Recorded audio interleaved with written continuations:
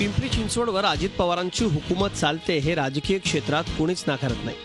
मात्र पिंपरी चिंचवड महानगरपालिकेच्या निवडणुकीत राष्ट्रवादीची सत्ता टिकवण्याकरता कंबर कसली जात असतानाच शहरातले मातब्बर नेते म्हणजेच विलास लांडे आणि आझम पानसरे मात्र मौन बाळगून आहेत. विलास लांडेंचा या विधानसभा निवडणुकीत पराभव झाला होता. हा पराभव स्वकीयांच्या गद्दारीनं झाल्याचं त्यांनी जाहीरपणे सांगितलं. तेव्हापासून लांडे राष्ट्रवादीपासून दूरच आहेत.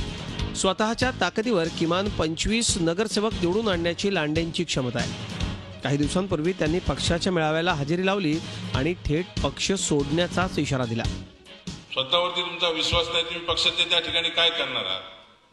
योगेश बलने सांगितलं गेलं, असं केलं, तसं केलं, हे केलं, ते केलं. आजपर्यंत 92 सालापासून माझे चांगले मित्र आहेत, माझं त्यांची काही दुश्मनी नाही. पण तेच फक्त एकटे निवडून येतात, त्याच्यापेक्षा कोणी निवडून त्यांनी आणलं नाही. ही शोकांतिका या ठिकाणी आहे. लांडे यांच्याप्रमाणेच आझम पानसरेही सध्या शांत आहेत. 15 ते 20 नगरसेवक निवडून आणण्याची त्यांची ताकद आहे. पण त्यांचाही सध्या पक्षापासून दुरावाचा आहे. त्यामुळे सर्वसामान्य कार्यकर्त्यांमध्ये संभ्रमाचं वातावरण आहे.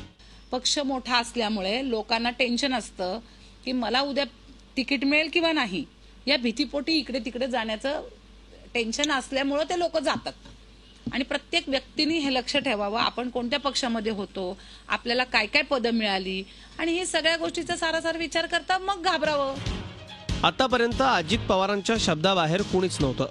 पण आता परिस्थिती बदलली आहे.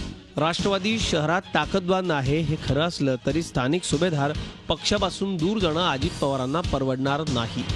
त्यामुळे आता अजित पवारांच्या भूमिकेकडे लक्ष लागलंय. राष्ट्रवादी काँग्रेसला पिंपरी चिंचवड शहरात कसल्याही परिस्थितीत सत्ता कायम राखायची आहे. पण सत्तेची हॅट्रिक साधण्यासाठी राष्ट्रवादी काँग्रेसला स्थानिक नेत्यांची मर्जी राखणंही गरजेचं आहे.